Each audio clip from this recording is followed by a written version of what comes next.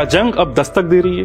क्या कूटनीति की सीमाएं पार हो चुकी हैं? क्या भारत अब सिर्फ शब्दों से नहीं, कार्रवाई से जवाब देने वाला है?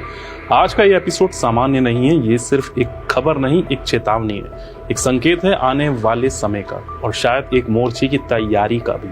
22 अप्रैल को जम्मू कश्मीर के पहलगाम में जो हुआ, उसने पूरे देश को हिलाकर रख दिया।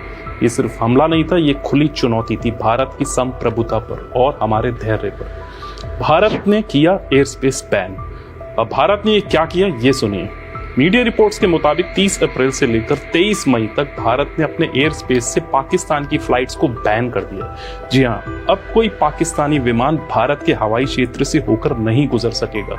ये वही एयर स्पेस है जिसका उपयोग पाकिस्तान की इंटरनेशनल फ्लाइट्स वर्षों से करती आ रही है। सस्ता, छोटा और सीधा रास्ता।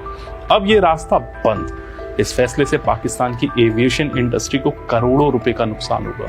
हर फ्लाइट का खर्च बढ़ेगा, रूट लंबा होगा, ईंधन ज्यादा लगेगा और यात्री घटेंगे, यानी आर्थिक चोट सीधे पाकिस्तान की जेब पर। पिछली बार जब भारत ने 2019 में बालाकोट एयर स्ट्राइक के बाद एयर स्पेस बंद किया था, तब पाकिस्तान को करीब 100 करोड़ रुपए से ज्यादा का नुकसान हुआ था। अब 2025 की इस कार्रवाई से नुकसान और भी बड़ा होने वाला है, और ये फैसला ऐसे समय में आया जब पाकिस्तान की अर्थव्यवस्था पहले ही आईसीयू में है। महंगाई चरम पर, डॉलर की किल्लत, बेरोजगारी और विदेशी निवेशकों का पलायन। भारत का कड़ा संदेश। विदेश मंत्री डॉक्टर एस जयशंकर ने कहा, जो देश आतंकवाद को विदेश नीति की तरह इस्तेमाल करते हैं, उन्हें अब जवाब दिया जाएगा।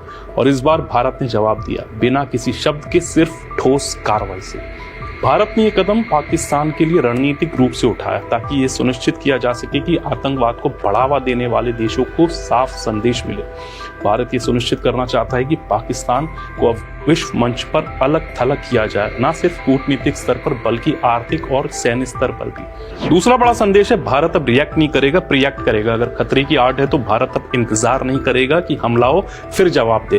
अब पहले से तैयारियां होंगी, रोकथाम की रणनीति अपनाई जाएगी। भारत का यह कदम पाकिस्तान के लिए झटका है। पाकिस्तानी मीडिया में बौखलाहट साफ झलक रही है। कभी भारत पर आरोप, कभी अमेरिका से शिकायत और कभी शांति की अपील। लेकिन भारत की तरफ से इस बार कोई लंबी प्रेस कॉन्फ्रेंस नहीं, कोई धमाकेदार भाषण नहीं, सिर्फ एक्शन। और यही रणनीति सबसे ज्यादा असरदार होती है। जय हिंद।